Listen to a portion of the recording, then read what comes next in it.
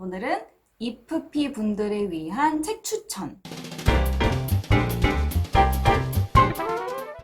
이프피 분들의 강점, 약점 영상에 댓글을 보면 댓글에서 많은 분들이 이야기해줬던 거, 열폭했던 거 내용 뭐였는지 아세요? 일단은 한국의 위계의 질서, 창의성이 부족한 문화, 제로 융통성, 규범 많은 거, 보수적인 가족 때문에 나 미쳐버리겠다.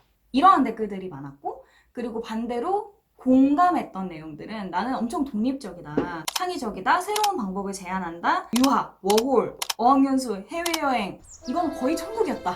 아니면 난 돈이 없어가지고 유학 너무 가고 싶은데 못 가겠어요. 그래서 제가 유학 비용을 대드릴 수 있는 그런 만수르 같은 이런 경제력을 갖고 있으면 좋겠지만 그렇지 않기 때문에 그 대신 대리만족을 할 수 있는 뭔가 마음속에 쾌감을 팍 주는 그런 책을 하나 준비해봤습니다. 책을 소개하기 전에 이프피 설명을 하면서 저도 되게 많이 그런 성향이라고 얘기를 드렸잖아요. 그래서 조직이나 이런 거에 너무 안 맞아가지고 프리랜서로 일한다고 얘기 드렸죠. 그래서 저는 진짜 비슷한 사람인데 되게 위계적인 사회에서 성공한 사람은 없나?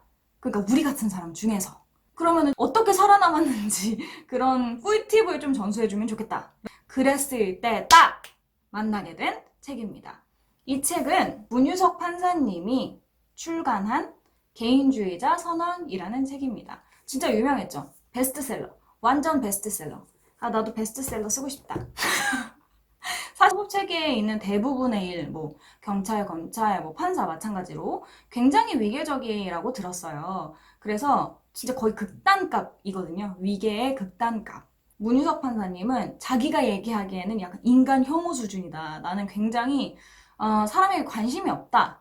그리고 막 집단주의적으로 막 으쌰으쌰 야 막 이런 거랑 굉장히 거리가 멀다라고 이야기를 하면서 이 책이 처음부터 끝까지 쭉 나열을 하고 있어요. 극단적 개인주의자가 극단적 집단주의 문화에 들어가게 된 거죠.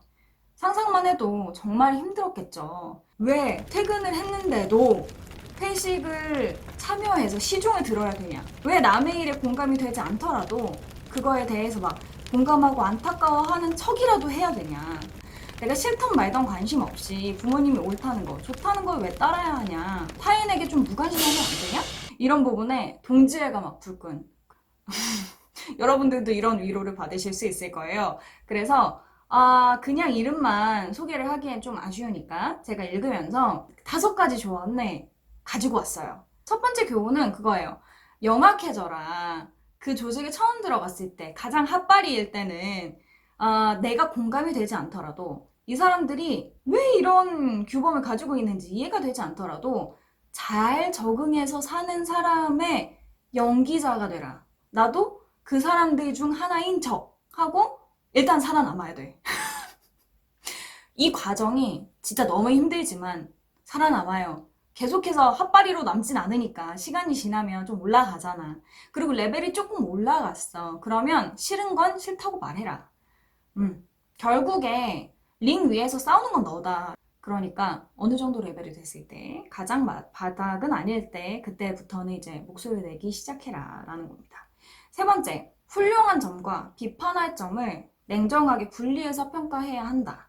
요거 사실 이프피 분들이 꽤 잘하는 부분이거든요. 근데 한국 사회에선 좀 받아들여지지 않는 부분이죠. 특히 내 윗사람에 대해 냉정한 평가를 내릴 때 아니면 내 윗사람이 가져온 아이디어에 냉정한 평가를 내려야 할 때 아무리 생각해도 이건 아닐 때 그럴 때 되게 갈등이 많아요. 난 너무 말하고 싶은데 말을 했다가는 굉장히 버릇없고 예의 없는 사람으로 찍히기 쉽죠.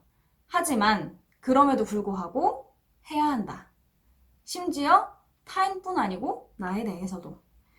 나에 대해서는 이러한 점은 칭찬해. 하지만 이러한 점은 진짜 잘 못해. 이렇게 냉정하게 평가를 할 수 있어야 한다고 이야기를 했습니다. 네 번째, 직업으로 행복해질 필요는 없다. 이거 약간 한 29되고 나서 깨달은 거예요, 저는. 제 남편이 일을 하면서 그렇게 즐거워하진 않거든요. 근데 저는 진짜 제가 즐겁고 원하는 일만 계속 해왔어. 그렇다 보니까 좀 이해가 안 됐거든요. 근데 그때 제 남편이 그러더라고요. 굳이 직장에서 나의 행복감을 찾을 필요가 없다. 내가 탐험하는 걸 좋아하고 여행하는 걸 좋아하면 굳이 여행가가 될 필요가 없다는 거예요. 사실 여행가가 되면 일이라는 이유 때문에 내가 정말 사랑하던 것도 잃게 된다. 그러니까 취미는 취미로. 그래서 직장에 너무 목매서 나는 내 성격대로 살지 못하고 있는 것 같아. 나 너무 불행해. 이렇게 이야기를 하기보다는, 왜냐면 좀 현실적으로 생각을 해볼 때, 그럴 때는, 그 부분에 대해서는 일부 포기를 하되, 자기가 진짜 만족감을 찾을 수 있는 취미 생활을 한다면, 삶이 조금 더 윤택해질 거다. 그리고 마지막, 아무리 사실이어도 함부로 이야기해선 안 된다. 듣는 사람으로 하여금 상처가 되게끔 그 언어를 선택하면 안 된다는 거예요. 많은 분들이 말로 상처를 받고 상처를 주지만 적어도 그러면 안 된다는 걸 스스로 인지하고 계속해서 노력을 해야 하는 거죠. 한국은 한없이 좀 폐쇄적이고 그리고 고리타분하고 비상식적이고 비논리적인 그런 느낌을 줄 때가 있어요. 저도 그런 느낌을 많이 받았고 그걸로 인해서 일반적인 삶의 방식과는 약간 다른 삶을 선택하게 된 거죠. 그냥 까라면 까라고 할 때 진짜 완전 돌아버릴 것 같았거든요. 왜 까라는 거야? 이렇게 질문을 하면 제 사수도 미쳐버릴 것 같았겠죠. 질문 하나도 하지 않던 그런 사회에서 어떤 이상한 애가 나타나가지고 일거수일투족 왜? 이렇게 물어봐. 시키는 대로 했으면 좋겠다. 이렇게 생각했을 수 있을 것 같아요. 하지만 확실히 한국은 1년 1년 달라지고 있습니다. 그래서 좀 희망을 가질 만하다. 하지만 아직까지는 아니다. 그래서 멀었다는 거 인정해요. 그러니까 지금 답답한 건 당장에 풀 수는 없잖아. 그래서 이 책을 통해서 잠시나마 도피해 보는 거. 아, 판사가 돼도 이런 생각을 하는구나. 정말 꼰대가 아닌 판사가 있구나. 이런 깨달음을 얻으실 수 있을 거예요. 대리만족이라도 해보죠. 오늘 영상 여기까지고요. 재미있게 읽으셨다면 이 영상의 후기 잘 남겨주시면 더 재밌을 것 같아요. 시청해주셔서 감사합니다. 안녕.